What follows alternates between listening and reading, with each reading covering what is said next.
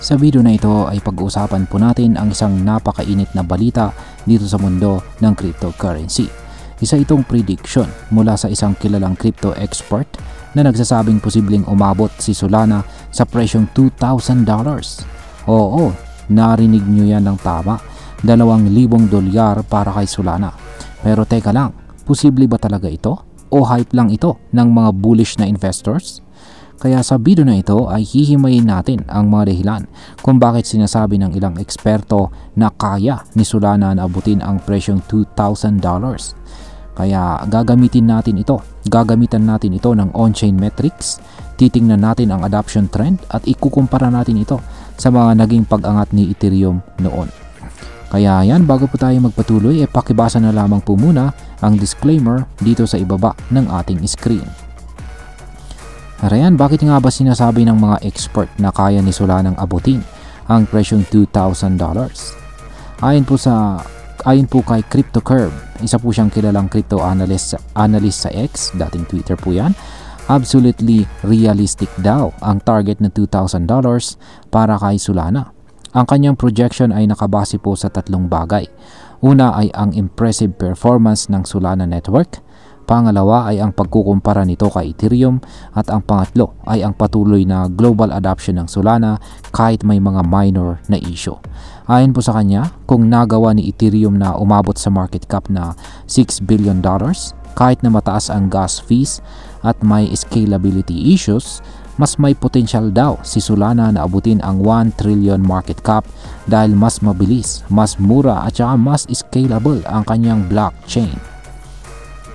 Ngayon ay ano naman po ang ibig sabihin kapag umabot po sa $2,000 ang presyo ni Solana? Kapag umabot po sa $2,000 ang presyo ni Solana, ito ay katumbas po ng $1 trillion na market capitalization. Ibig sabihin ay malalampasan pa ni Solana si Ethereum bilang pinakamalaking altcoin. Para sa konteksto, sa ngayon ay nasa $140 pa lamang itong si Solana at meron po siyang market cap na humigit kumulang $72.6 billion. Kaya para maabot ni Solana ang $2,000 na presyo, kailangan po niyang tumaas ng mahigit 10 times mula sa kanyang kasalukuyang halaga. Mahirap? Oo. Imposible?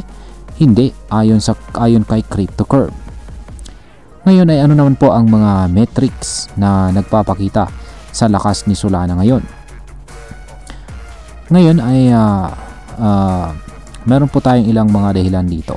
Una ay si Solana ang siyang may pinakamataas na bilang ng active addresses sa loob ng nakaraang 7 araw. Umabot po siya ng 28.4 million. Ibig sabihin, maraming gumagamit po sa kanyang network araw-araw. Pangalawa, siya rin ang may pinakamaraming transactions na umaabot sa 369 million. Nilampaso niya sina Tron, BNB Chain, Base at pati na rin si Bitcoin. Pangatlo ay ang Solana ETF sa Canada na nailaunch na rin. Isa itong uri ng investment product na pwedeng bilhin ng mga institutional investors. Ibig sabihin ay lumalawak na po ang exposure ni Solana sa mga traditional investors. At hindi lamang po yan, tumaas din ang Solana open interest sa derivatives market. Umabot po ito sa $5.5 billion na isang indikasyon ng tumataas na interest ng mga malalaking investors o tinatawag nating whales. Ngayon ay paano kung magtutuloy-tuloy naman ang trend na ito? Kung sakaling magpapatuloy po ang trend ng adoption, scalability at saka mababang transaction fees, may posibilidad po talaga na makarating si Solana sa presyong $2,000. Pero hindi ito mangyayari overnight o sa loob lamang ng isang gabi. Ayon po sa mga analyst, kailangan munang maabot ni Solana ang mga milestones gaya po ng mga presyong $150, $200 at $500 bago po niya makamit ang ultimate goal or ultimate price target na $2,000. Ang bawat milestone ay nangangailangan ng bagong demand, mas maraming users at mas matibay na network infrastructure. Ngayon ay paano naman po natin ito ikukumpara sa naging pag-akyat ni Ethereum? Ayan, nitong nakaraang bull cycle, si Ethereum po ay lumipad pataas kahit na maraming reklamo tungkol sa kanyang gas fees at congested na kanyang network. Pero dahil siya ang pioneer ng smart contracts at saka DeFi, nakuha niya ang tiwala ng market. Ngayon, si Solana naman ang nauuna pagdating po sa bilis, scalability at saka low transaction cost. At dahil dito, marami pong Web3 developers ang lumilipat kay Solana para gumawa ng dApps, NFTs at saka DeFi platforms. Kung pag-uusapan po ang technology, mas advanced po itong si Solana kumpara kay Ethereum noong kasagsagan ng 2021 bull run. Kaya may dahilan ang mga analyst para maniwala na pwedeng maulit kay Solana ang naging tagumpay ni Ethereum. Ngayon ay pag-usapan naman po natin ang posibleng maging epekto nito para sa atin bilang mga Pinoy crypto traders at investors ni Solana. Para sa atin bilang mga Pinoy na active po rito sa crypto ay malaking oportunidad po ito. Una, kung hawak po natin si Solana ngayon, may posibilidad po tayong kumita ng malaki kung magtutuloy-tuloy ang bull run nito. Pangalawa, magandang i-monitor po ang network activity ni Solana para malaman natin kung worth it ba ang mag-invest sa kanya or hindi.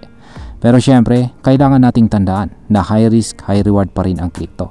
Hindi po garantiya ang mga predictions at laging may posibilidad ng pagbaba. Kaya mahalaga po ang research at saka diversification.